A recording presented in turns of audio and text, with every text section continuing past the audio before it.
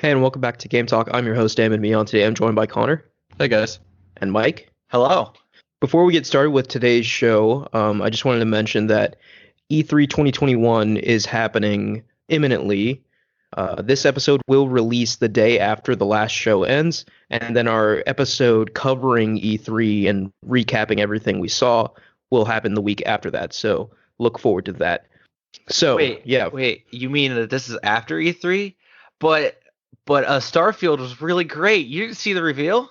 it was weird how it crashed like 6 times on the stage. Yeah, And then they Howard shadow came out- dropped it anyway. Yeah, Todd Howard came out in like a onesie. It was really weird. But yes, so today's topic is nostalgia. So I think nostalgia is really sort of it's a ubiquitous thing in entertainment, right? Nostalgia plays a huge factor on new entertainment that's made and how we think about entertainment in general. And video games are no different, right? So I kind of wanted to, and actually this was Mike's idea to bring this Yeah, up, it really but was. just to sort of kick things off, what sort of games are you nostalgic about now? Because I know that can change as we get older. But in my mind specifically, I'm very nostalgic about a certain type of game, and I'm curious to see what you guys think. So platformers for me. yeah, I've actually It's the been, exact same for me, Connor. Yeah, but go ahead. I've been feeling the nostalgia of playing through Mass Effect again. Because See, the last yeah. time I played Mass Effect in any real capacity, I was a middle schooler, I think. so yeah, I think so it's interesting, right? I'm also playing through Mass Effect now, as we all know. But I don't know if I would call this nostalgia. Like, I'm just glad to see it again, but it doesn't. I feel like nostalgia is like a lot more personal to me. Like, nostalgia is when I boot up Banjo-Kazooie and feel those things again. Well, that I felt you were older back than in the middle day. school when you first played it, weren't you, Amid? Yeah, I played Mass Effect for the first time. Again, my first Mass Effect game was Mass Effect 2. I played it for the first time in high school. Yeah, I so think if Mike it was was like in 10th middle grade school, or that something. kind of makes the difference. Yeah, right? I played it. Yeah. When I started playing Mass Effect, 2 wasn't even announced yet. Okay, so you were there since like Yeah. day one, basically. But I think year 1, year 2. Yeah. Because I bought it along with Bioshock, which were both like stellar games. BioShock is fantastic. Yeah. I Yeah. think I played through Mass Effect and I played through Bioshock, and I'm like, these are both really good games. Yeah. Yeah, there's like a few games that come to my mind immediately when you say the word nostalgia. One is Mabinogi and MapleStory, both my MMO days. I think those are just a pure numbers game. I spent like those are almost places that I lived in when I was Yeah. that's like visiting your hometown almost. I can relate to that. You know, Yeah. those games exist. Yeah, I'll never forget. Like, yeah, I hear those songs and I like any song from either of those games, and I immediately I'm just gone. I need a minute to process it. Yeah, I get nostalgia. I was playing through some remastered games that just released on PC within the last couple years of like N64 titles, like Turok. Yeah. And I didn't realize how nostalgic I was for those games, despite being terrified of them as a kid. Like the second I booted up that menu, I'm like, I know exactly everything that goes on here. Yeah. I still in the remember all vein the of, cheats and everything. In the vein of those remakes and stuff, like firing up Spyro Reignited. You know, I only ever played Spyro 3 as a kid, but when I heard Evening Lake playing from Spyro Year of the Dragon, I immediately just melted. Yeah. Yeah, and certainly music has a big part in that. Like, I know, and it's also interesting, like observing nostalgia for big things that you personally were a part of. Like, I know when they announced like the Final Fantasy VII remake and like that music started playing, people were like crying watching that. Yeah. And like it was so fascinating to me. Like I could sense this was a moment, but I had no attachment to it. It was just interesting to observe. Yeah, it's nostalgia's really nice, but you also kind of look back at that content like it was really good. Yeah, that's another Uh, interesting question too. Like, I feel like nostalgia definitely inflates my perception of like quality for sure. Yeah, So I mean, remember sometimes how I excited definitely you were to play Super Mario 64 Yeah. unchanged? No, I dude, think? sometimes like actually quite often I feel like I do like nostalgia checks where I revisit older games just to be like, okay, was this actually good or was I just like, a smitten 7-year-old? See, I do the I kind of don't want to because I want to Yeah, keep it those would memories taint your preserved. memory. Yeah. You know, you'll That's fair. always have the memory, but if you go back and play the game and it's poop, like that, it's over. You know. You brought up Super Mario 64, and obviously that's a huge game to me. It was the first real video game I played. And yeah, like playing the Mario 3D collection, like I noticed the 30 frames per second, which obviously I didn't notice when I was like 4 years old, right? But Yeah. like, like little things did bother me, but overall my impression was still strong. And I do think, it's not just because of the nostalgia. I do think Oh no, that 64 in game stands particular up. is a fantastic game. But like there's certainly a lot of cases where it really is just the nostalgia holding the game up. Like I played a lot of trash when I was younger, like for sure. Yeah, we all But did. There's this one game in particular that nostalgic trash for me that comes to mind, and I'm trying to like come up with a description for it because I guarantee neither of you have ever heard of it. It was like a dollar bin game called Just throw the Egg. name out. It was called Egg Mania. that sounds like a mobile game. That's so It bad. it was a Game Boy Advance and PS1 game. Oh no. I believe it was identical on both platforms. Oh no. And you played. It was like a weird Tetris-y sort of thing where you played as these eggs, and there were Tetronimo blocks falling from the sky, and you had to stack them up such that they would build a stable tower until you reached a hot air balloon, and you would do that against an opponent, and you just had to do that like 10 or 20 times, and then you beat the game. Does Yeah. I'm oddly nostalgic. Speaking of nostalgic trash, I'm oddly nostalgic for those plug and play television games Oh yeah, and like those are loose choice. quotations. Those were like Did you have the SpongeBob one where his nose is the joystick? yes, I did wanted actually. that so bad as a kid. It was garbage. I've never played it. I wanted it so much. It's weird because we all have this shared experience. I can't speak for Ahmed, but I know Connor and I grew up kind of poor, Yeah. but we have this shared experience of getting a game completely like it'd be your one game for like the You month or devoured the that year. game. Yeah, you devour this game, Oh, even if it was like bargain bin PGA Tour. This stupid game, God, I can't even remember what it's called. I still have it. It's about a cricket, and it was Zapper. Zapper was what it was called. You played as a cricket, and it was a Frogger clone. And my dad just came home from work one day. He must have picked it up for like $5 or something and handed it to me. And I played this game so much. And it was, I mean, I don't even think I couldn't play it for 5 minutes now. It was so terrible. Yeah, I feel like But I'm left nostalgic for that time because now, like, I have a high paying job and like I can buy whatever game I want and I sit here and I stare at my hundreds of Steam games and just Yeah. do nothing. Like I don't like despite okay, so I'm firmly of the belief that gaming has only gotten better. I know that's probably Oh. very controversial to a lot of people. Yeah, But but I really agree. do I agree. believe, yeah, I believe objectively gaming has just improved and improved. However, I will say that despite the slew of high quality games that I've played, some of which are my favorite of all time, I don't think any of those have really instilled the same sense into me that, like, say, Banjo-Kazooie did.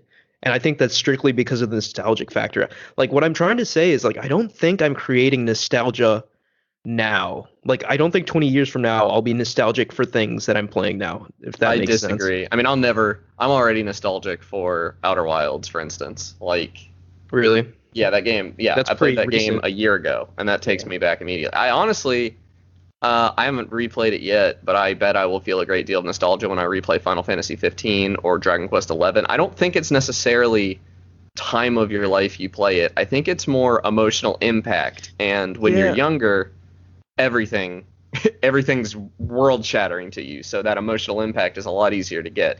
Yeah, I will say now, like if young me, who only knew kind of garbage games that you could find at bargain bins and the occasional good classic, where if you were to hand him a copy of Red Dead Redemption 2, which I don't think would have ever happened, I probably would have died.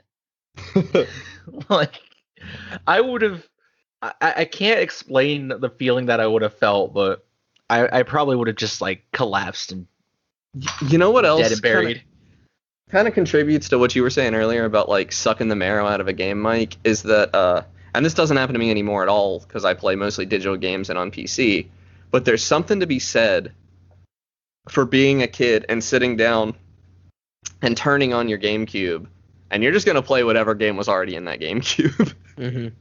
Yeah. And I don't have that anymore. You know, You also had all the time in the world to finish games. exactly, and you never would. Yeah, no, I still don't finish games. Yeah, I remember. I feel like that's the opposite for me. Like back in the day, I would beat games over and over and over again. See, I remember. I think the only game I really remember beating as a kid is Super Mario Sunshine and Legend of Zelda Wind Waker. I think the first game I ever beat and like actually rolled credits on was Wind Waker, and that was because I had the Prima strategy guide. Yeah. I think we might be talking younger than you, Ahmed, because I'm thinking like elementary school, Oh, into yeah, no. early middle school, where I'm like talking the same. Yeah, You I'm have talking infinite- like there. yeah, Yeah. you have infinite time and you'll never finish any of these games because you're terrible at them.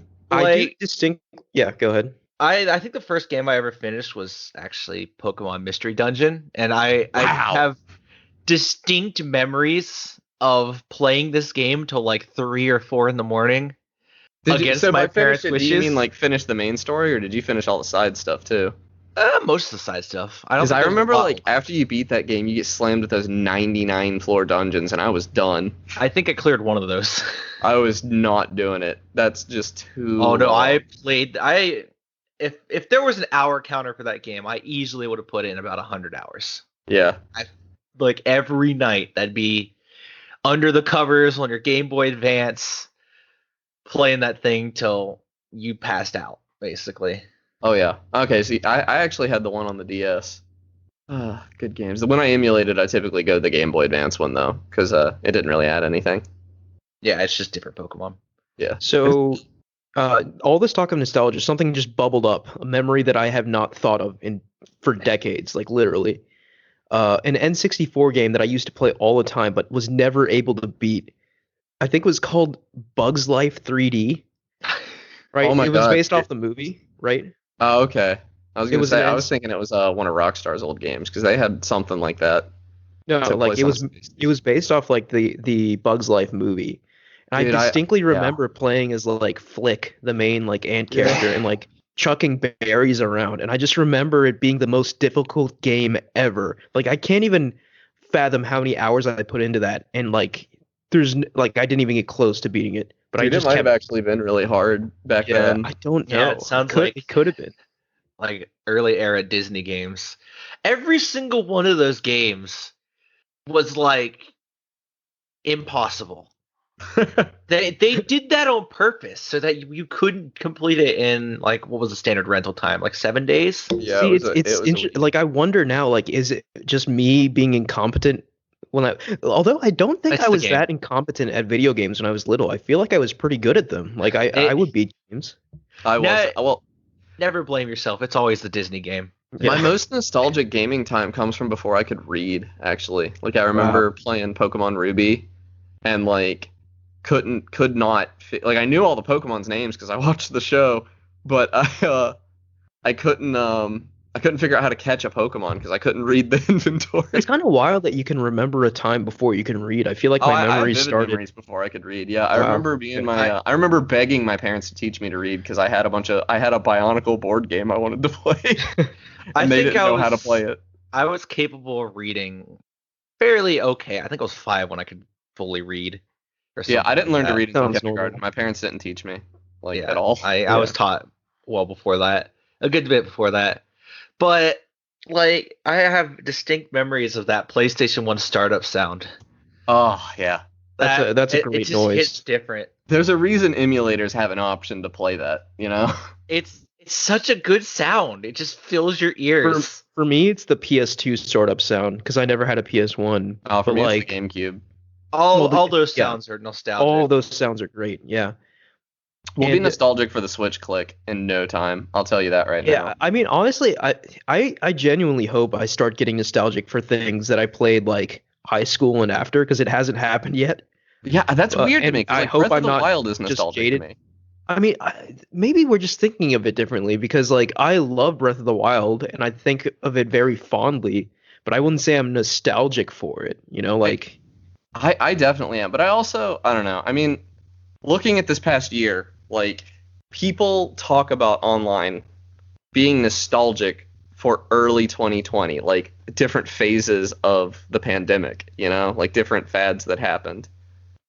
And I think that there's a case like that. There's definitely a study to be done into like what was it about this time, like this year, that allowed people to be nostalgic for something that was so recent. Yeah, I think we might just be slightly defining nostalgia differently because for me, like nostalgia elicits like a strong emotional response.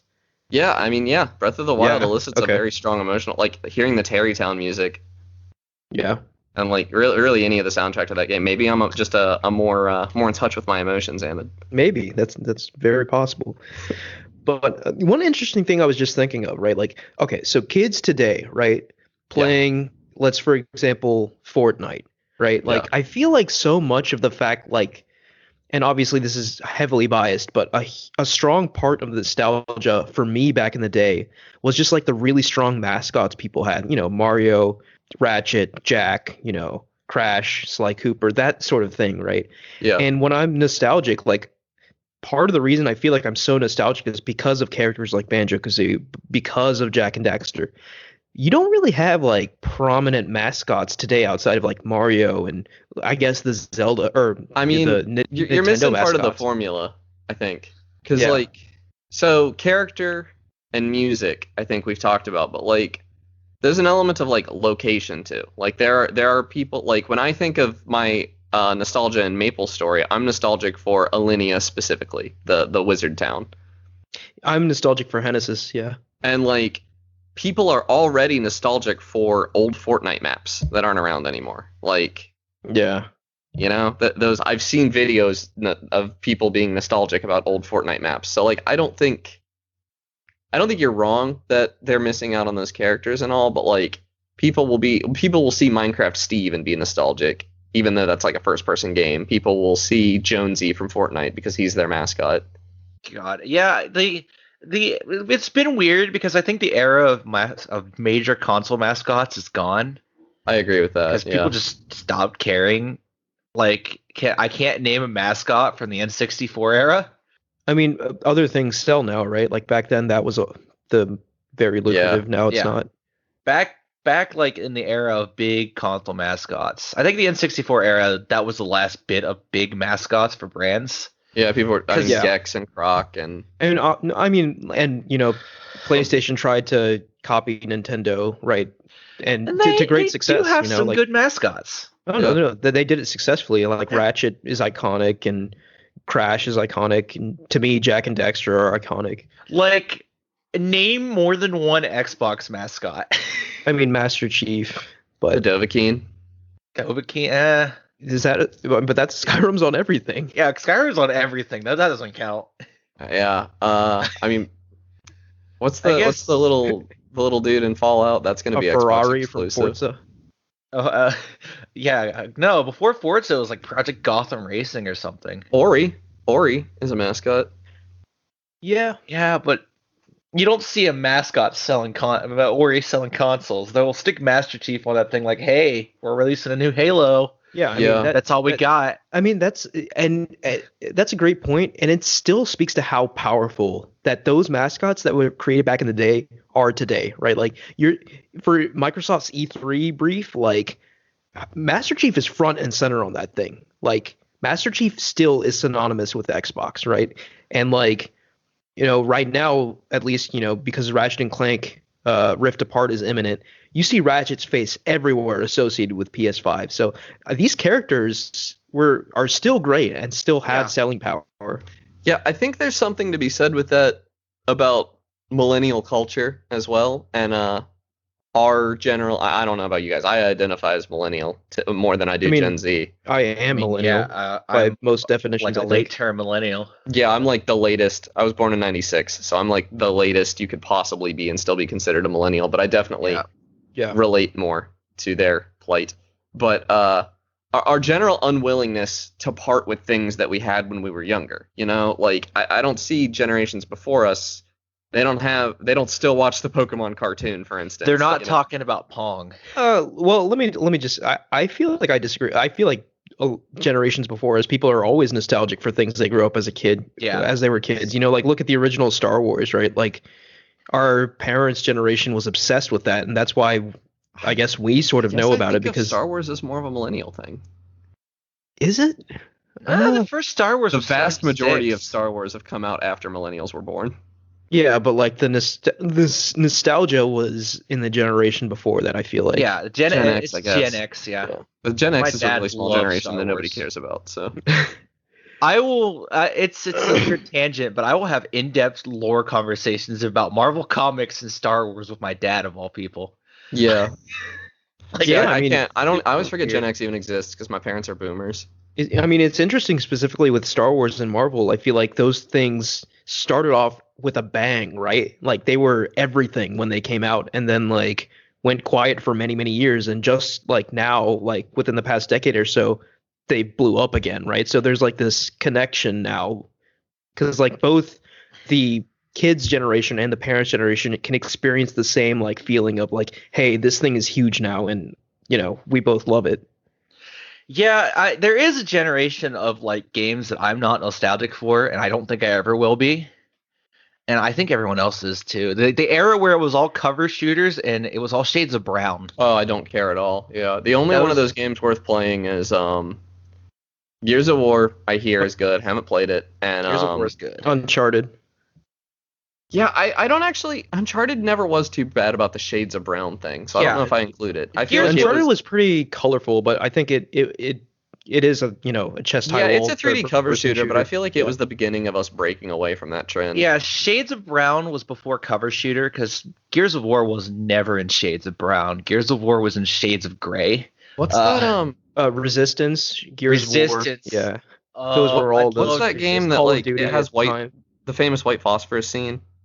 Spec Ops: The Line. Yeah. Yeah, that game. That was That all game is, Shades of in my Brown. opinion, the only brown cover shooter worth playing. Like, Yeah. if you play that one, you got it. It was thing. it was a weird era because we had just entered the era of consoles being capable of beautiful HD. And Or- I think people like tried to be gritty and realistic. Like they heard like everything was brown. they heard like HD was possible. It was like, okay, we're gonna make like this dirty town as brown as possible. There was Like, not. Yeah. I mean, We this finally may be a moved away hot from that. take, but I feel like it was partially in just like to normalize the war in Iraq and Afghanistan. Maybe. maybe. Yeah, that could be a part of it. Except mean, for Spec Ops: The Line, that didn't normalize anything. No, because Spec Ops: The Line was criticizing all of those games. That I mean, you're not going to convince me that Call of Duty is not, Oh no, Call of Duty's it is a propaganda, Propaganda machine. It's a really fun propaganda machine, but it's a propaganda machine. I love playing shooters, but I can realize that they're just propaganda machines. That doesn't make it less cool. Yeah, speaking of Call of Duty, like Halo 3, which Oh. I feel like Halo 3 is the limit of my current nostalgia sphere. Like I think everything after Halo 3, like obviously there's things that I love more obviously than things I'm nostalgia for, but I wouldn't say I'm nostalgic for them, if that makes sense. Yeah, I think the 360, PS3, Wii generation is like the edge of nostalgia right now. Yeah, I definitely I feel something when I hear anything from the Little Big Planet soundtrack. Yeah, it's because I think that was the last generation of our innocence, I guess. Like Yeah, by the and- time that generation was coming to a close, we were all in college and we had lost all that innocence and free time. But we'd also kind of seen how bad it can get. The Wii U was out. Yeah, the Wii U had come out. The next generation of consoles were The about next to come generation of out. consoles came out and they didn't look that much better than the one before them. Like, I don't know. Like it. Speaking to that, like I feel like it always takes time, right? Like at the beginning, yeah, it's just like a souped up PS3 or souped up Xbox or whatever. But then like a few years in, I think the difference is pretty palpable. Yeah. but like the Wii was not a souped up GameCube. The Wii was like revolutionary. Yeah, compared- Nintendo's like, the the PS3 was not a Yeah. souped up PS2. Like the PS3 looked way better than the PS2. Yeah, I've been like looking through older games and how good they look, especially from that era of the 360. Sure, they like the textures are low res and everything looks kind of blurry, but that's about it. I Just do low have res the textures. strong nostalgia for the absolutely hideous like Nintendo polygons. Oh yeah. even though like pretty objectively they're very ugly, but like What, like N64? yeah, N64 graphics in general. Oh yeah, looking at Ocarina of Time as Oh, like no, Ocarina of Time is. it's kind of like scratching your eyes with a fork. Speaking of but, game yeah. that Ocarina of Time didn't age well. no, but I still I- love it. I mean, I love the mechanically, game. I think it aged pretty well. Visually, no, not at all. Mechanically, I mean, it I didn't would age well. argue I don't think of a single I can't think of a single N64 game that aged well visually. Oh, I I would still argue. really like the way Super Mario 64 looks. I like Super Mario 64 more than I like Super Mario 64 DS visually. Yeah, I guess. I mean, yeah, I still think those like I think by our eyes today, like obviously like something like Wind Waker will always look good to me. Yeah. Just because of the art style, but like Yeah. I don't think any games with like an evergreen art style were a thing in N64 because everyone was just figuring out 3D graphics for the first time. So Yeah, you Yeah. also couldn't do something like cell shading. You didn't have the Yeah. resources. true. I really like I still like original Spyro. I think it's pretty evergreen. Like you can't put it next to Reignited and tell me that it looks better than Reignited, but as far as just existing, I think it still looks pretty good. Yeah. All three Yeah. of them. Dude, I feel like I feel like I missed out sometimes. I really do because like I mentioned before, like Final Fantasy VII, like no attachment to that. I hadn't played Spyro when I was a kid. I totally missed that. That's really I- sad. That's why I you like actually- Banjo-Kazooie so much. I actually totally missed Ratchet and Clank too. Yeah, like, so I did only- I only got into Ratchet and Clank after PS3. And so like there are definite like holes where I could have had strong nostalgia, but you know, I'll take what I can get, you know, like when I hear like, Grant Kirkhope's Banjo-Kazooie music, like it instantly transports me back cuz I can envision like Spiral Mountain, like every single polygon of that like is seared into my memory. Like I can recall it like that, right? And I think that speaks to what you were saying. Like I think the three, at least when it comes to games, the three biggest pillars of nostalgia are character, music, and location. Like those three things combined basically create a memory. I think strong. Yeah, I mean, it's kind of funny. I can see vividly in my head some of these game locations almost clearer than I can see my childhood bedroom, like, yeah, which is where I was playing them. yeah. No, I agree with that 100%. like I think I was streaming Mass Effect recently because I have been, and I was kind of admiring like the upscaling on the first game in the Legendary Edition, and I found a screenshot of like the first game. Without even like studying the screenshot, I was able to know exactly where the screenshot was and recreate the screenshot to a T. Yeah. Wow. Like, Yeah, and it's interesting because like video games are like interactive, right? Unlike other media, so it really does like you feel memories of like being there. You know, you form memories of yourself being there. That's why these memories persist for so long. I Yeah, feel I can- it's super hard to be nostalgic for a movie or something that you just have watched. Yeah, I feel nostalgia for show. Like I think the term comfort show gets thrown around a lot now, and I have a few shows that are like when I start watching them, I get thrown back to where I was Yeah. when I first watched them, and that means something to me. But it's nowhere near as strong as a video game, which is much closer. Yeah, You know, like the tier lived that goes, like, experience. Visiting my childhood home way up at the top. Then like pretty far below that would be playing an old video game from when I was a kid. Yeah. And then like hand touching the floor is like anything else, you know? Yeah. Yeah, I mean, for me, I think it goes like, at least in terms of entertainment, video games at the top. I would actually put books at number 2. Oh Like, yeah, I don't reread books much, but I do derive nostalgia from them. Like, yeah, I don't read much nowadays, but like the books I have read, like I have vivid memories of reading those for the first time. And then TV and movies are kind of tied at third, I think, for me. I do get nostalgic when I see some of the books on my shelf, but the place they take me back to does not make me happy because I read the most reading I did as a kid was typically during standardized testing at school. Like, Yeah. that's about when it happened. You'd And be that is done not- with the test, and then 4 hours later, the final person would be done, so you could go about your day. Yeah, I don't want to be taken back to those times. I remember in like early elementary school, like I became obsessed with reading, and I think what started it was reading Harry Potter for the first Yeah, time. same. Read that, and then I just suddenly started reading everything, and it was an insane amount for a kid to read, but I remember that time very well. I read a lot only because I wanted to be at the top of the reading leaderboards. Oh yeah, those leaderboard Yeah. things. We had like AR tests or whatever. Yeah, I Yeah, remember so that. did we. Yeah. I was like top 10 usually because I just Yeah, me and my buddy Brock. I went to a fairly small school. I guess you did too, probably. But I was in a fairly sizable school in Morgantown. oh, really? Okay, I forgot you didn't live out in My the school was boonies. definitely Yeah, I small in lived in Charleston. Morgantown. My high school was very small, and it was me and my not my high school, my elementary school was very small, yeah.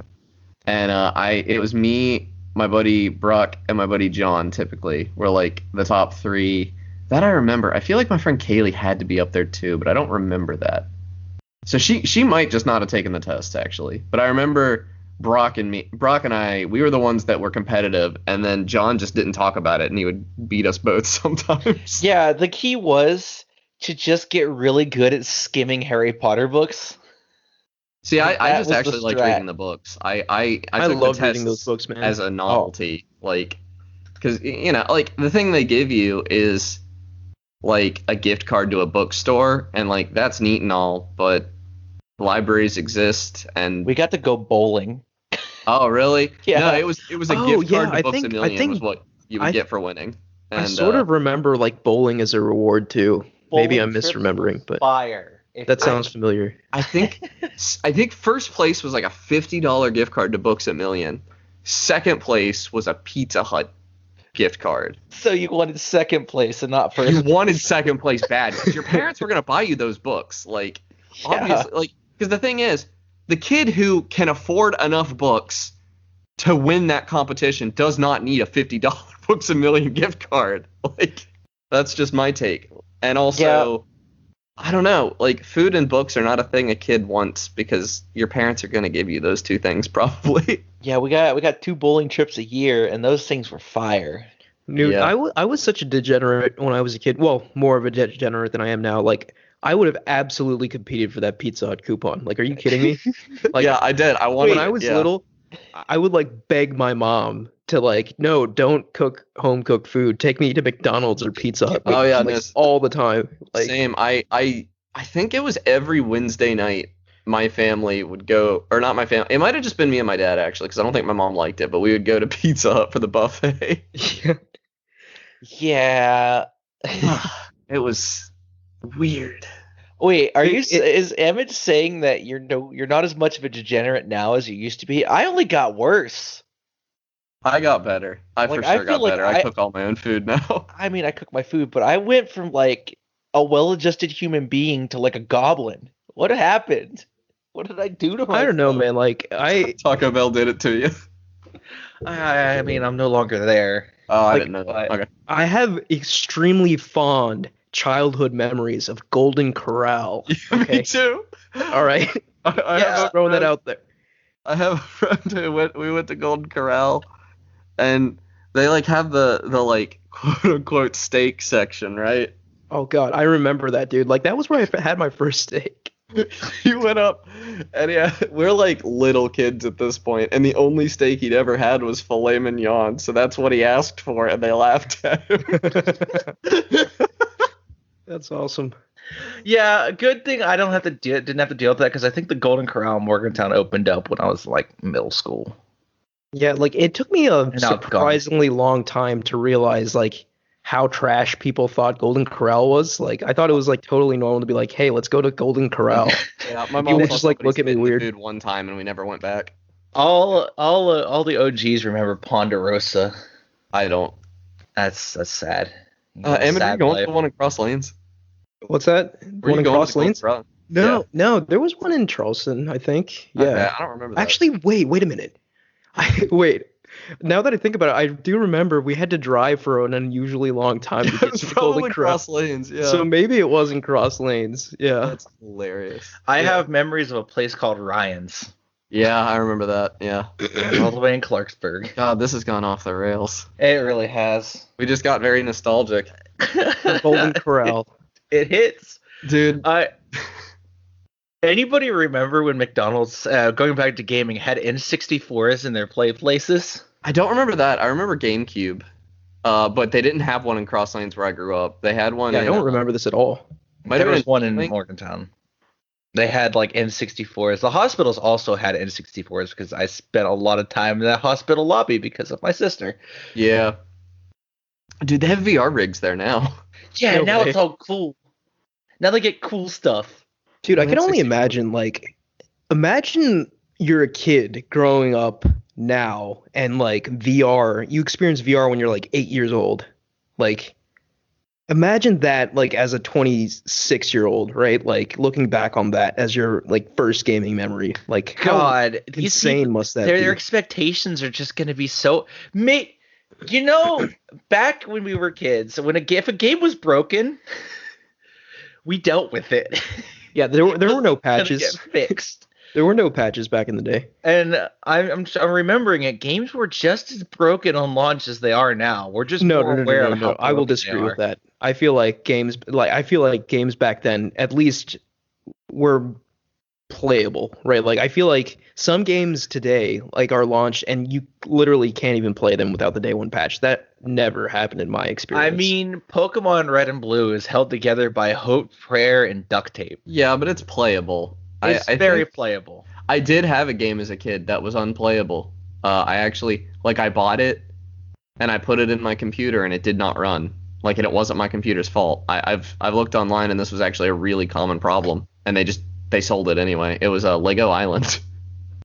Lego Island. Yeah, it's a really famous. A lot of people really love that game, and I think that I would if I got to play it. I bought it at a TJ Maxx. That's the first mistake. Yeah, it was. Yeah, well, it was that, or my mom would have to hear me whine for hours about being in a TJ Maxx. Yeah, everywhere used to sell games. Like you could buy games at any store. I remember buying a game at a Rite Aid one time. I'm pretty sure. Like they were Dude, all garbage, but I remember Toys R Us. Like Toys R Us was the big one for me. Going there Dude, and I buying games. remember. Isn't when that where Toys you R got Us your was Switch from? closing. You could. Yes, that is where I got my Switch from. because I remember we before- were joking that you had Yeah. like literally punched a toddler or something to get a Switch at Toys R Us. I don't know about that, but When Toys R Us was closing, they started like digging up like stuff that had gotten lost in the warehouse, and there was like some insane retro stuff you could buy. Yeah. that you could probably resell for much more. Also, I made bank. I didn't make bank. I bought a lot of batteries from Toys R Us when they were closing because they were selling them for like 50 cents, just trying to Yeah. get rid of them. And now they're Yeah, back that's- open again.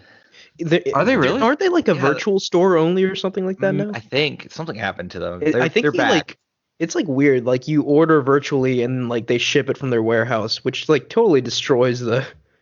I mean, like why not just use Amazon? Yeah. Like point. Toys R Us used to be the place to go when you were a kid because you'd go there and you'd be like, "Woo, Toys Yeah. R Us! Look at all this." Actually, Like, I was a video game kid. I honestly didn't play with toys much. Like I after mean, I like got my I went to Toys R Us for games. Yeah. yeah, after I got my SNES when I was like 5, I don't think like it was all video games, and with the exception of like Bionicles. Those were the Yeah, only two actually, things I was into Connects as a kid, not Legos, but Connects. I don't even know if you guys know what those are, but Wow. And me and Mike were here trying to claim the poor kid status. I had a strange childhood. Okay. Yeah. Okay, so Toys R Us is back, but the last two Toys R Us is closed due to COVID. Oh, that's okay. Yeah, they opened up and then COVID happened, so they closed. Bad luck. Yeah. God, my ex-girlfriend begged me to buy Jeffrey, What? the giraffe. You didn't. He was like, it was like an 8, it was somewhere between 8 and 12 feet tall, and they were selling it, and I did not buy Why? it. You could have bought it. That Yeah, would I know I could have bought. spice up your suburban lawn. Mike, I have heard every argument in favor of buying Jeffrey. Yeah, it's called True Kids now. I do not regret not buying Jeffrey. Yeah. No, specifically Toys R Us. I distinctly remember going there with my parents and like looking at the N64 games and the Game Boy games. Like those were the days. Like even though like The N60, I feel like my N64 tastes were largely good. Like I played Mario, I played Banjo, I played Donkey Kong, those sort of things. There just weren't that many games that you need. There weren't that many must-play games on the N64. Yeah. Like I own most of them. Like It's when I get to like Game Boy and PS2 that my like I I was like only playing licensed games with the rare exception. Like I played Jack and Daxter on PS2 and like obviously Pokemon on Game Boy, but like I was playing a lot of like Dragon Ball games and like dude, some things of those like licensed that. Dragon Ball games are good though. Some of them were excellent. Like Legacy of Goku. Yes, Legacy of Goku 1, 2, and 3. I replayed those so much, dude. Like I can't even tell you. Like I've never over played and them. I just over know that again. they're well liked. Yeah, they were great. I remember like this one like Game Boy Yu Yu Hakusho game that was kind of in the style of Final Fantasy Tactics, and I loved that game, dude. I played it so much. I don't even remember what it's called now. Maybe just like Yu Yu Hakusho Spirit Detective or something. But yeah, lots of and maybe not all trash, but like there was definitely a lot of trash involved in those days. But I look on it all quite fondly. I definitely went through a really bad trash phase. The one I remember most was immediately after seeing the Iron Man movie in like what 2008 or whatever. Yeah. I went to GameStop and bought I went home that night and I watched a bunch of reviews of the Iron Man video game. Or not reviews. I watched the developers talking about it because that came up before the reviews when I Googled it, and they were like talking about how much love went into it and how much work went into it. But they were talking about the Xbox 360 version. Mm-hmm. But I thought the Wii version must be exactly the same. Right. And so I went to GameStop, and I actually, the employee tried to stop me from buying it. He said, "This is a bad game on Xbox, and it's terrible on the Wii." And I looked at my dad and said, "But I want it." Yeah. And I did get it, and I am nostalgic for that game as well. Even though it was really bad. Yeah, dude, no, at that age, you're nostalgic for everything, good, bad, or everything in between. That's why You just are kind of in for it. Star Fox Adventures will always be an triple S tier game to me. Understand? See, I played that game as a kid. I had that on my GameCube at the time, and I played it a lot. And me and my dad both hated it. Yeah. Well, maybe, okay, so do you think maybe because your dad hated it, you hated it? No, because he gave up on it long before I did. Okay. I mean, it probably contributes a little bit, but I was old enough to have opinions, I think. Yeah. I remember my dad just whining so much every time I had to go to that temple that was like really dark that you had to have Yeah. like the fireflies for. Because even if you had the fireflies, it was still really dark. It didn't really help. What a great game. If it had come out on the N64, I think it'd be remembered very differently. Yeah. I think it would have been a slightly worse Ocarina of Time if it came out on the N64, but because it waited until GameCube, the competition was much fiercer, and it was just terrible. Mm-hmm. Yeah, nostalgia's great, but I can't even name games I'm nostalgic for because there's so many that I've played, and Yeah. I can't pinpoint them. I'm extremely susceptible to nostalgic marketing, like the Battlefield like trailer. those 90s commercials? No, I'm just thinking like Dude. like oh my Sonic God. Generations, for instance. Like that entire game is just nostalgia, and like there was no world in which I don't buy a game in which I get to play City Escape again. Like Yeah. I mean, yeah, and like what the you- Spyro Reignited trilogy, I'm actually less susceptible to it now because I'll like when Destroy Humans the remake came out, I was like, that's really cool. And then I went upstairs and I got out my PS2 and I played Destroy Humans Yeah. because it's the same game. Dude, I distinctly remember, now this just popped in my brain too, when you were talking about nostalgic marketing, this VHS tape that I have that was like a preview of Banjo-Kazooie. And Oh. like it would go through each of the levels and like show you a little bit about them and like show gameplay and stuff. And I must have watched that VHS tape hundreds of times. Like I remember just watching that thing over and over again. I like, remember Even after Yeah. I got the game, I would watch that thing. when I got my GameCube, I got two things with it. I got The Legend of Zelda Wind Waker, and I got the GameCube preview disc, I'm pretty sure, which had a couple of Game Boy Advance demos on it if you had a link cable, and it had like a demo for Beautiful Joe, and a playable demo of Beautiful Joe, a playable demo of Sonic Adventure DX, and then it had video demos of Metroid Prime, Legend of Zelda Wind Waker, and that might be it. But anyway, I had Wind Waker. I had played the game, and I still watched that demo Yeah. over and over and over because I don't know, something about, I think it was just good. It was a good, well-made ad. I just Yeah. liked it. You're a kid. These things are supposed to make you feel good when you watch them, and it did. And so I watched it over and over. I Yeah. ended up buying. I own all those games now that were on that demo disc. Because they're all really good games. For one thing, well, Sonic Adventure, God willing, all of the rest of them are actually very good games. Yeah. Yeah, dude, yeah. I definitely have a strong affinity for Sonic Adventure 1 and 2 that I now realize, like, I feel like I know we disagree on Adventure 2, but I feel like both of them are kind of trash. But- I have very little nostalgia for Sonic Adventure. I played it a lot less. I still have extremely strong nostalgia for Sonic Adventure 2, and I replay both of them like once a year, just so that I can stand firm in my assessment that like Sonic Adventure 1 is not that bad, and Sonic Adventure 2 is still a pretty good 3D platformer. Yeah.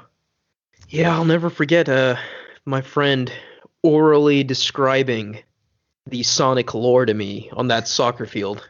I was watching a video today where somebody was trying to, I was listening to a podcast where somebody was trying to talk about how revolutionary it was that Grand Theft Auto 5 tried to tell the same story from three perspectives, and like you got to choose which one you played and in what order. And I was sitting there getting heated, like thinking, oh, they were 10 years late to it, buddy. Yeah. Sonic Adventure did it first and maybe better. That's an unrelated topic, but like I don't understand why does GTA 5 consistently like sell in the top 5 of every year? Like it's okay. It's fine. Almost 10 years old now. It's almost nostalgic. People are going to be nostalgic for the first patch of Dude. the live service game, and I hate it. GTA 5 is getting released on next gen consoles this year. Yep. Like that's still happening. People are gonna buy it too. That game's been given away for free. Who a doesn't bunch of have times. GTA 5 at this point?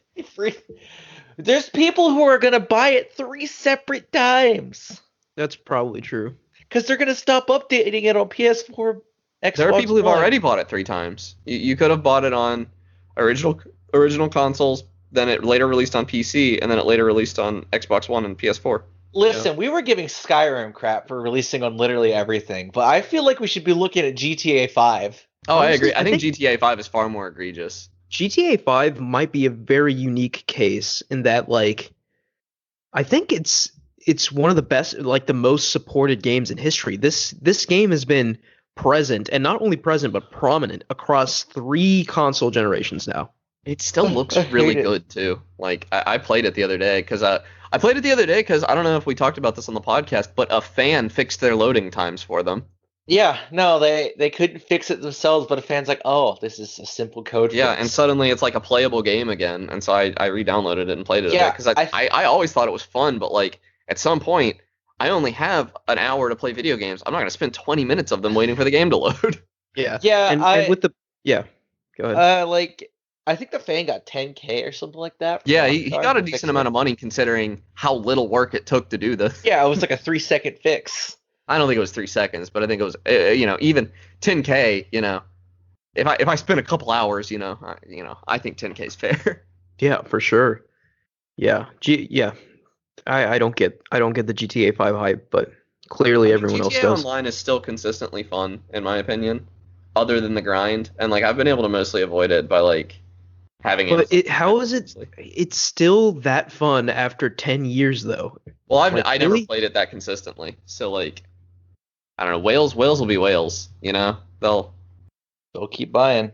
Yeah. if Mabinogi had not gone totally off the rails, I don't doubt that I would still be playing that game right now. Like, and I look at World of Warcraft. People have been playing Yeah. that.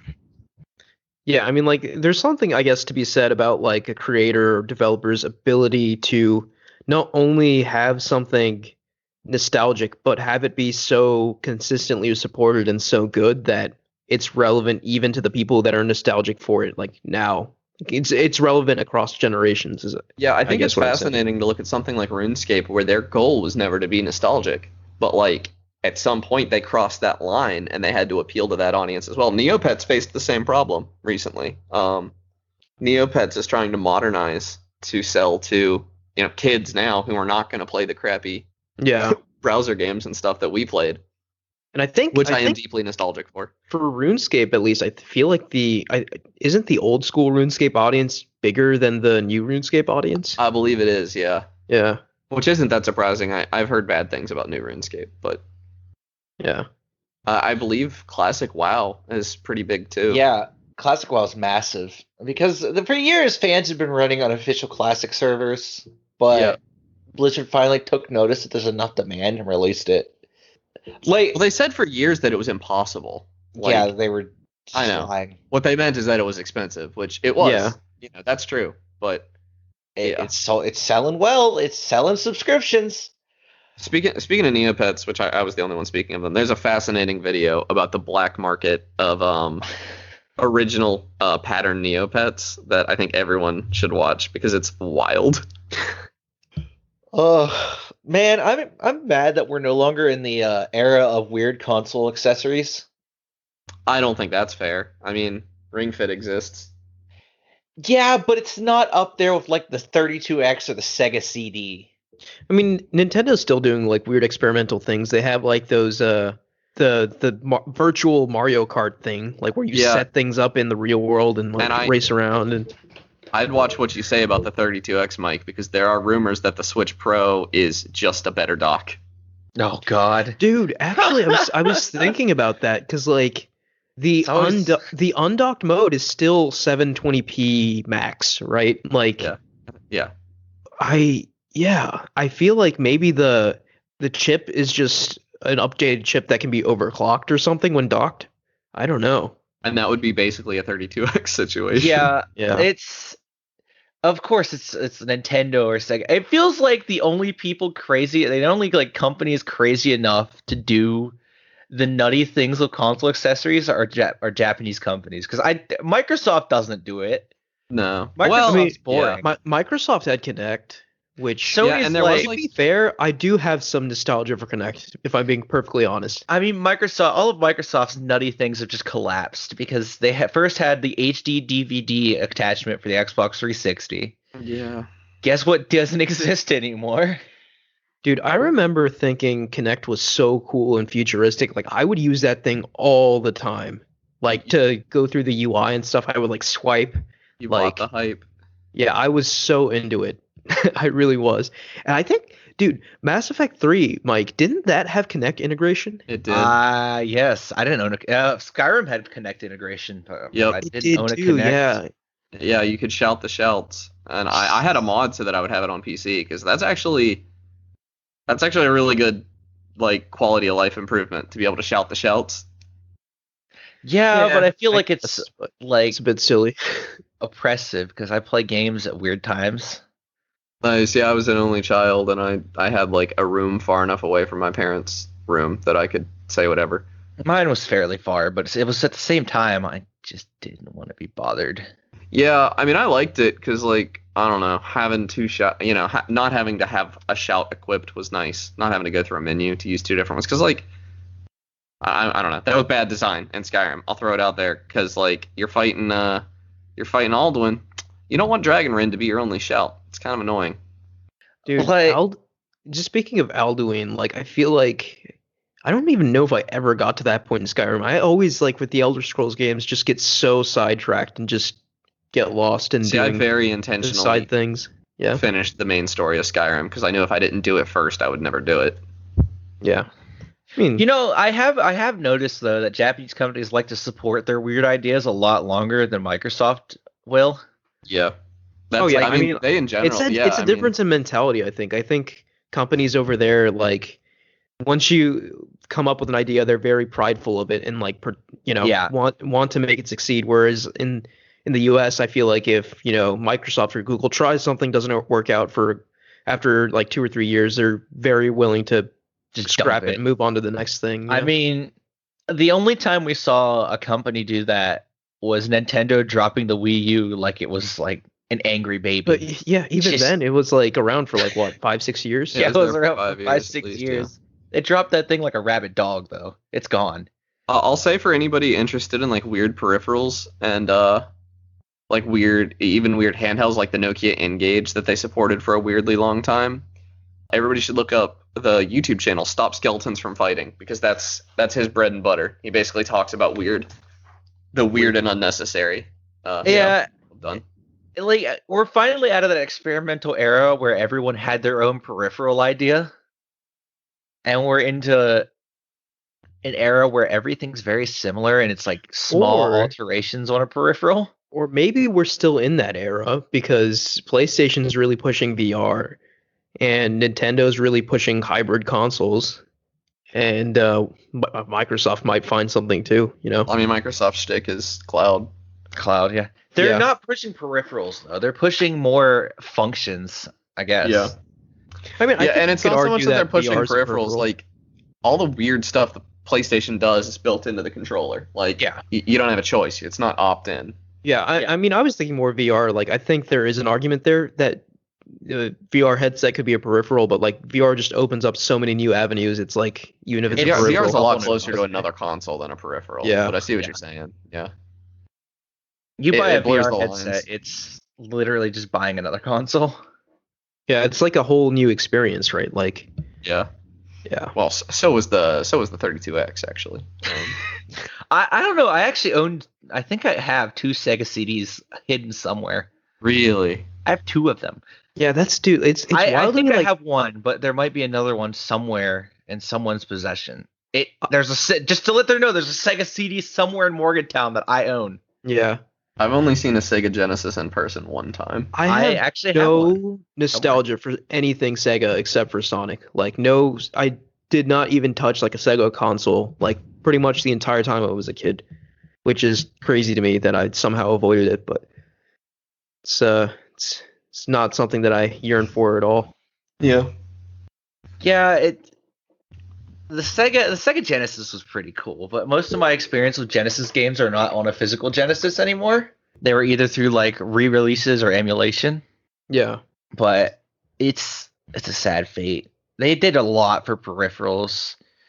Nintendo tried, but they just couldn't compete with the 32X.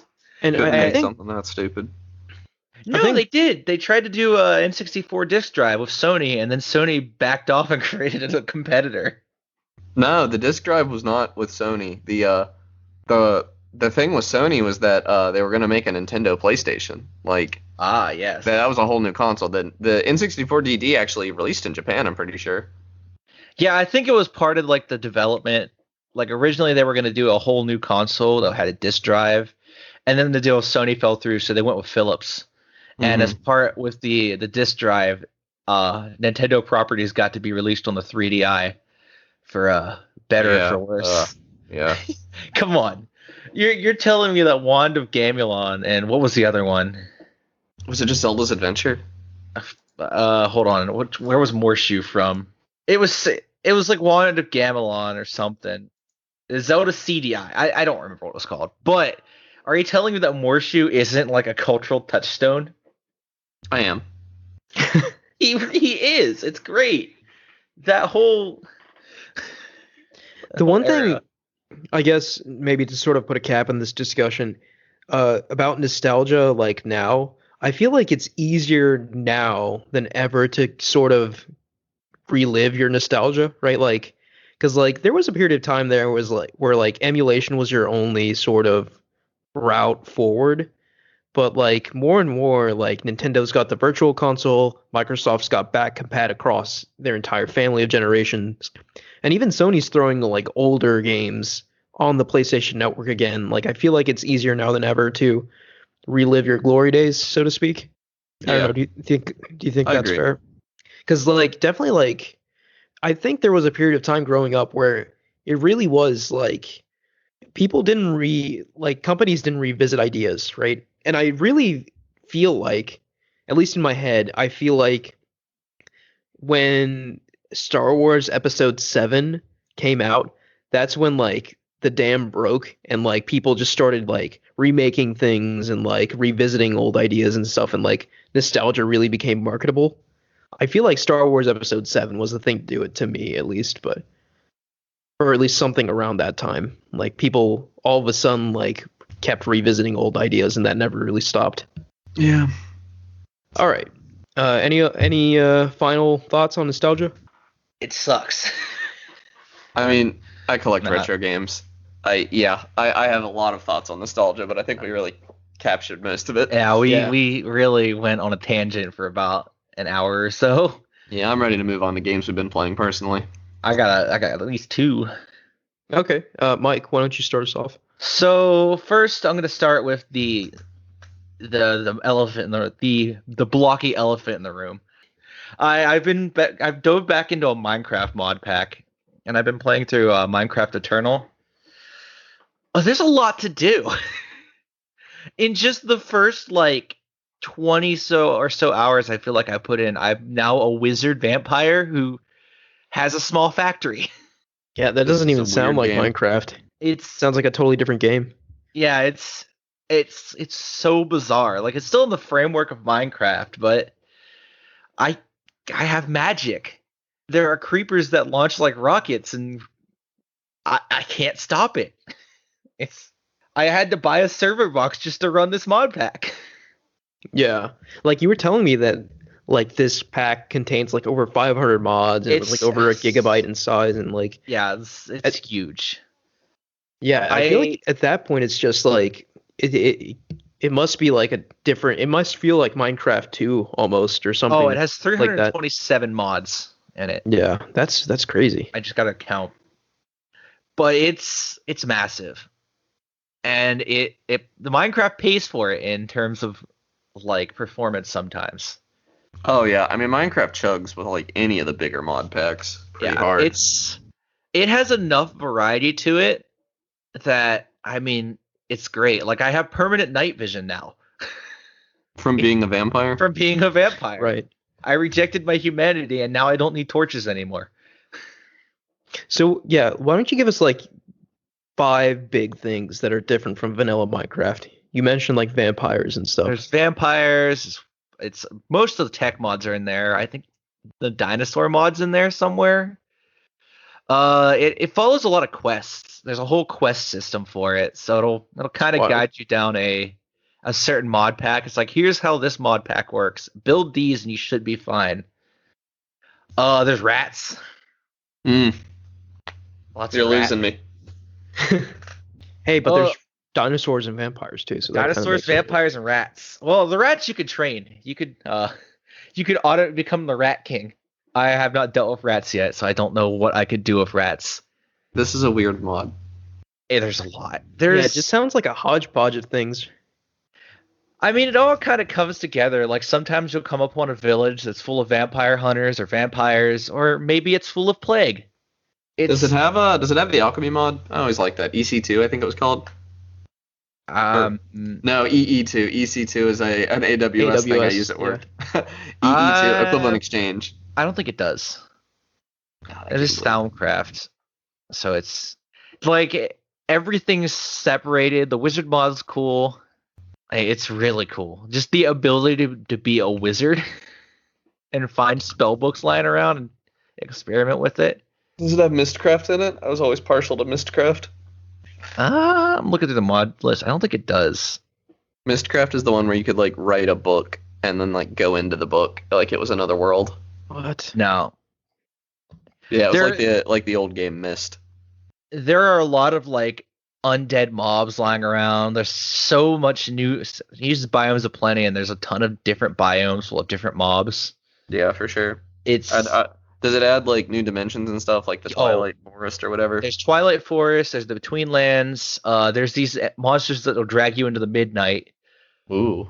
I hate the midnight. It's miserable. God, I wish you could play this stuff on console. All my friends that play Minecraft like a lot are on console. and so I was just going to say, this sounds absolutely wild to me because like most of my Minecraft playtime I is on mostly console. play vanilla these days. Like the last time I played a big mod pack would have been high school, and it would have been like Tekkit 3 or something, I think it was called, or maybe Feed the Beast 3.0. Yeah, I feel like back in high school when I played Minecraft, it was so early on there really weren't any big mods. Yeah, back in the early days of Minecraft, some of these mods just wouldn't exist and how complex they are. Yeah, I mean, they've really cracked it wide open. Like, especially, I remember the early days of tech mods. It was super hard for modders to actually add custom functions to things because you had to do straight class edits before mod loader oh my god, and yeah. Forge. Like, I remember having to open the jar to stick mods into Yep. Minecraft. It's so hacky. It was awful. And then I remember how revolutionary it was when you could finally just download a launcher and like you never had to actually manually mod again.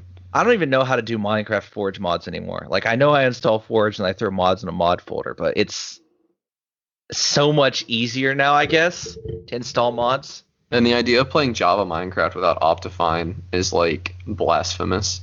Yeah.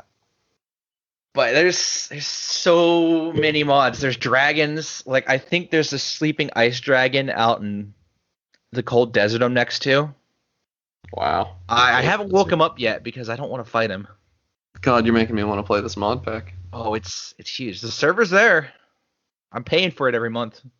I might have to check it out. Yeah, you might have to like Drop it in the shoot us a link Discord. or Ryan would something, hop yeah. on too, I bet. Yeah. Yeah, I'll drop it after this. I'll have to whitelist everybody because it's whitelisted. okay. Okay. That's probably for the best. Oh, yeah. Yeah, It's definitely the best. If you It's- drop it on the it's- Discord, the fans can join in. It's a burly mod pack, and for me to start playing it, I literally have to launch Minecraft and then go about my day for a little bit. That's a lot of mod packs. Those things take forever to load. Yeah, it's not, and I'm loading these off an SSD, and it's still taking Yeah.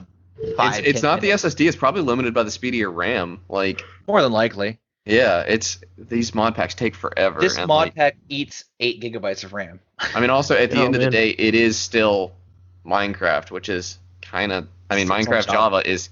It's still not. It's still kind of sloppily written in Java. Like, Yeah, it was And kind you- of scraped together. yeah, to kind of squeeze speed out of Java, you have to be very careful about a few things. So, But yeah, the other game I've been playing, and this is a complete 360, is Going Medieval. Going Medieval? Going Medieval. I think it's called Going Medieval. Hold on. I gotta get the name right. Yeah, it's Going Medieval. It just launched into early access at the beginning of the month, so 9 days ago. But it's RimWorld, except medieval. interesting. And right now in the early access, it feels very much like early access RimWorld, which I also played and enjoyed. And you basically build a medieval village and try not to die through raids right now.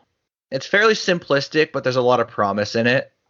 And I think it has a decent publisher. So are the raids like NPCs or They're you know, NPCs. computers? Yeah. Yeah, they'll just come in. Maybe some bandits with like some swords and stuff will come in. I think I've had one so far, and I'm in the middle of the summer. Yeah. Like I'm sure it gets more difficult, but right now there's not enough in it that I'd wholly recommend it. But there's the potential of more, because again, it does feel like very early RimWorld, which was fairly bare bones before it became the story game that it is today. But the appeal of games like Going Medieval and RimWorld, and to a extent Dwarf Fortress, is the stories that come out of their complexity. Yeah. Because Going Medieval also offers multi-layers, so you can build vertically, and it's kind of beautiful. It's semi-isometric 3D, so everything makes sense. And I can't describe much if I haven't played enough of it to really get into depth, but Yeah. the most apt description is just medieval RimWorld. You just have me dying for the Dwarf Fortress Steam version. Oh, I hope that comes soon. I need to get back into Dwarf Fortress. It looks so good.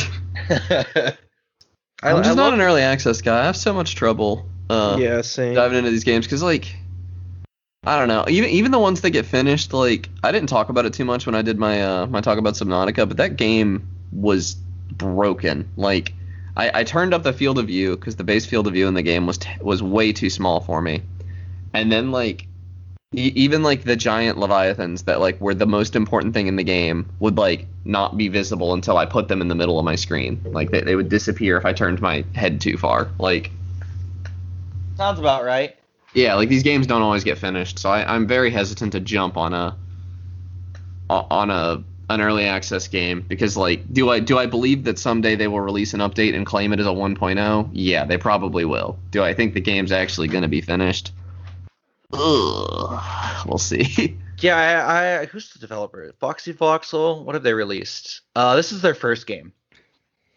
But Not like selling me. Valheim, like Valheim before it, I have promise in this game. Well, Valheim has like Devolver behind them, doesn't it? No, it's Coffee Stain. Oh, that's even better. Like, Way better. It's Coffee Stain. well, I can actually, trust Devolver the and game. Coffee Stain are probably about the same in my tiers of publishers. I like them both quite a bit. Yeah, it has some jankiness to it right now, like process priority and just hauling priority is weird, and sometimes things don't get moved when they should.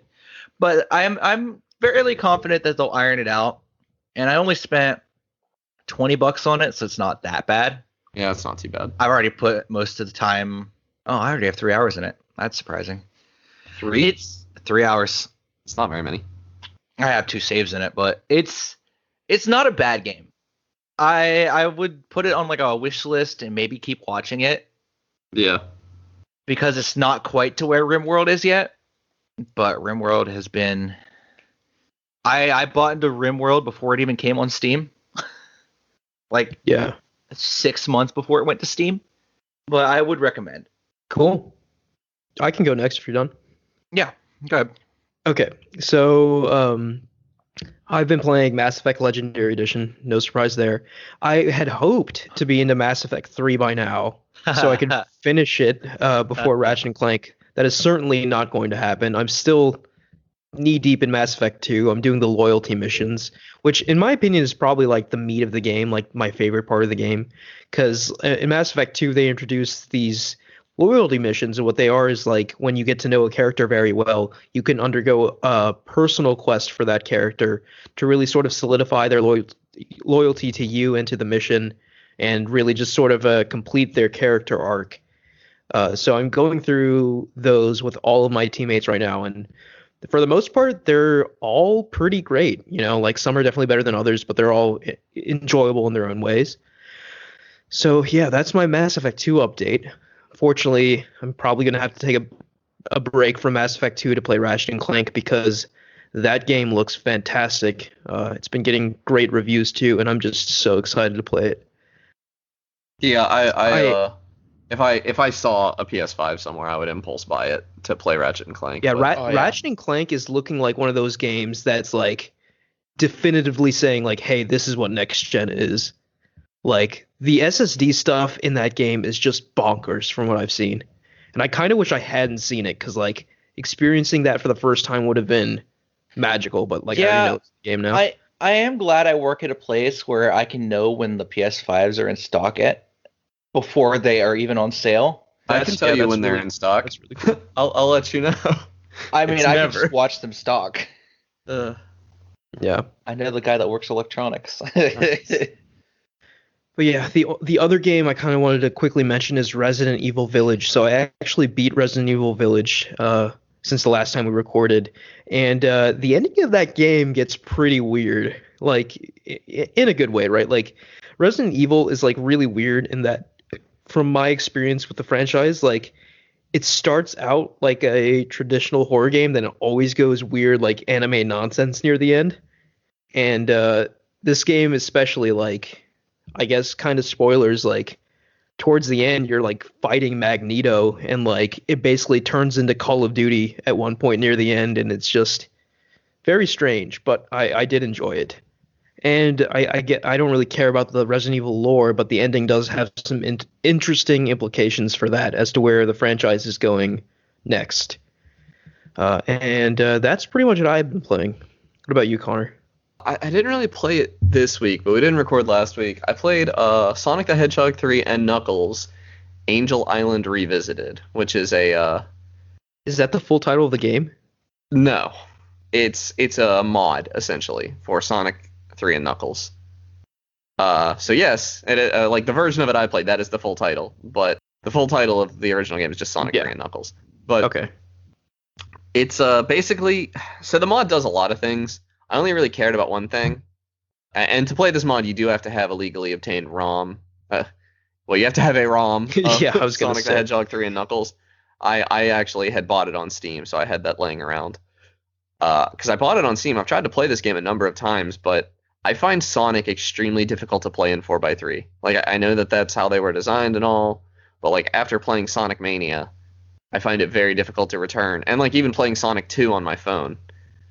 So this is essentially the closest we can get right now to a Christian Whitehead port of Sonic the Hedgehog 3, Yeah. which is an incredible game. Like I had no idea how good this game was. I have had this game. I bought this game 3 or 4 different times throughout my life and just never got anywhere in it. But I haven't beat it yet, but I got to the final boss, and I have a real tendency to do that in games and then never finish them. So here we go.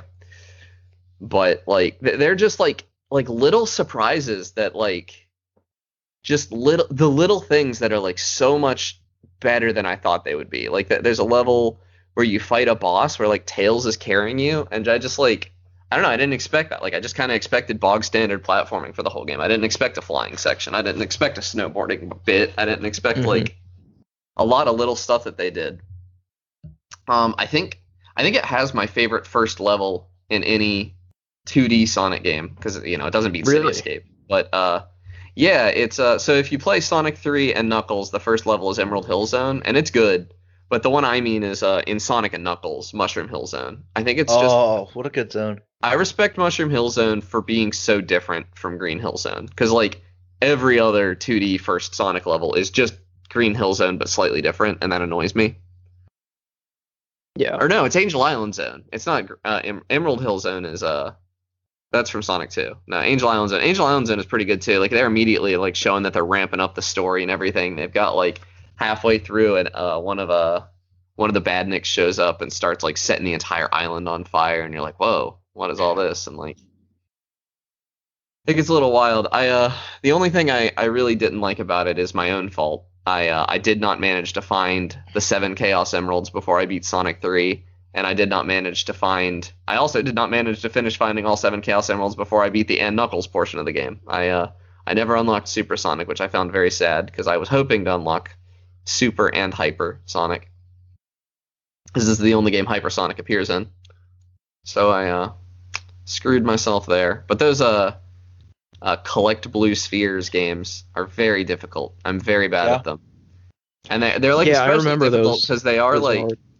you can tell that the controls are designed for a zero latency screen, kinda, and I don't have that. So like once it starts going really fast, even the like tiny bit of latency between my controller and my screen makes it very difficult.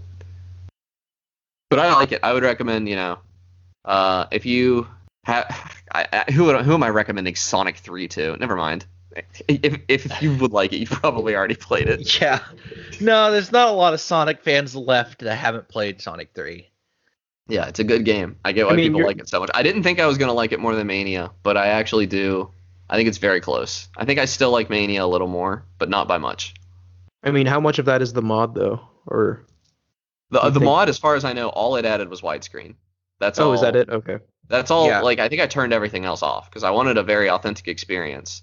The mod, I think it changes the order of some of the levels because we've seen some of the betas and stuff. It also can like change out the music with the PC version, which I don't know why you would do that because it's worse. But although the PC version is likely the music we'll get on the collection coming to Switch soon. The what was it called? It got announced recently. It's Sonic 1, The 2, Sonic 3, CD. And Knuckles collection. Okay. Yeah, the one that was announced at the anniversary thing. Yeah. Right? I actually didn't watch that. You didn't miss much. It was. I figured it was just an anniversary collection, and It's maybe the anniversary collection of the 2D games. Then you get Remember Sonic how Colors you Ultimate. were hoping for a remake of Adventure 1 and 2 or a remaster or something? Didn't happen. Yeah, no, it's not gonna happen. It's not gonna happen. Till I don't think- we're gonna be well into our 40s. Honestly, when they release Sonic Adventure Remastered. I will go as far as to say I don't think it's going to happen. Period. Like I don't Me neither.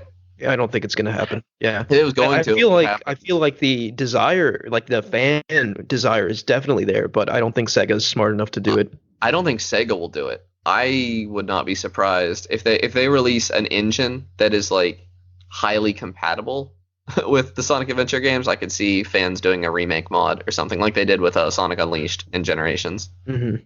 I mean, there's a fan remake, or it's not really a remake. Fans are porting Sonic 06 to PC. Nobody wants that. Nobody. Yeah.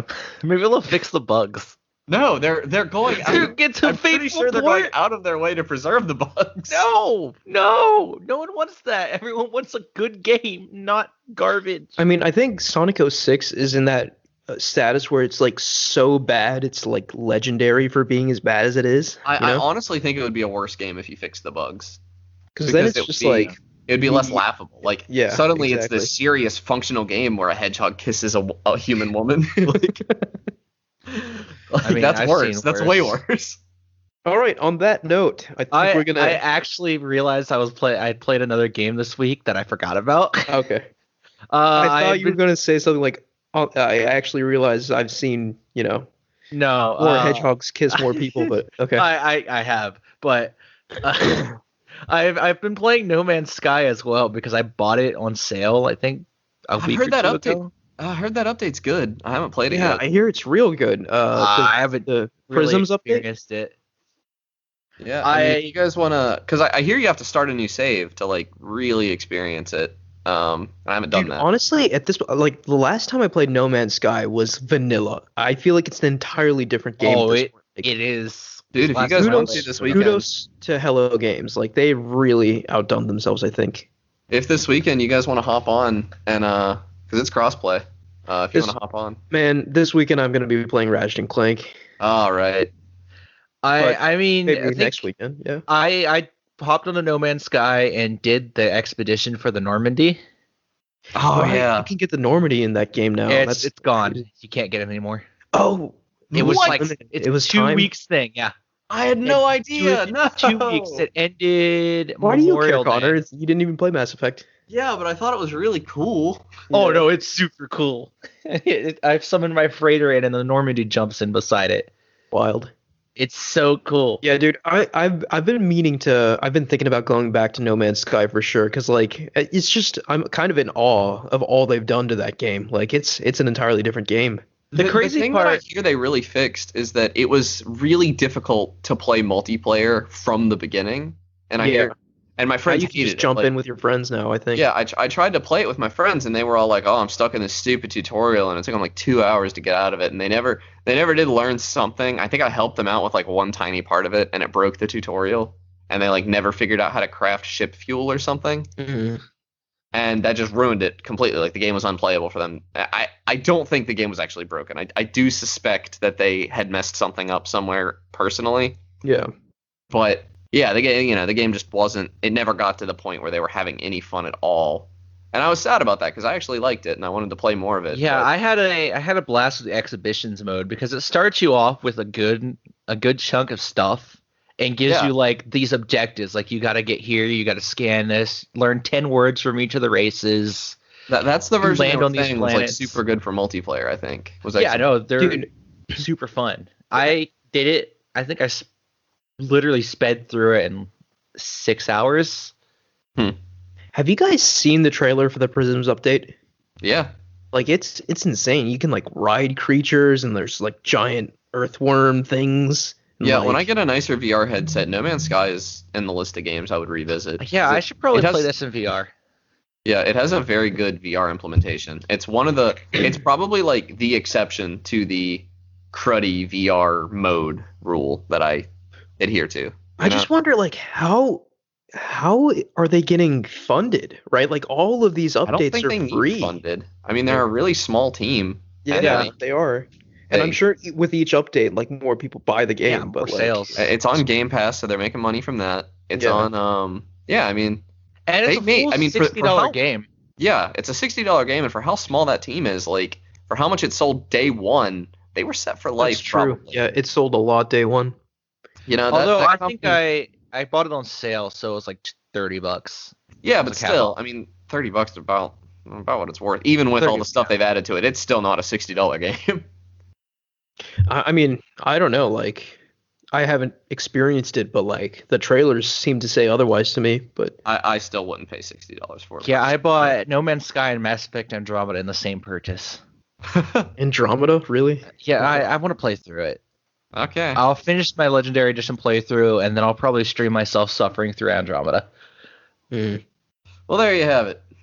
Yep, there you have it. Be sure to tune in next week for our E3 recap. I'm sure there will be some juicy things to review there. But other than that, thank you guys for listening. You can follow us at Podcast Game Talk on Twitter. Please like, rate, and review us in any podcast service you use, and click the link in the description of this podcast to join our Discord and talk to us there. Thank you, Connor and Mike. Yep. See you guys next week. See you next time.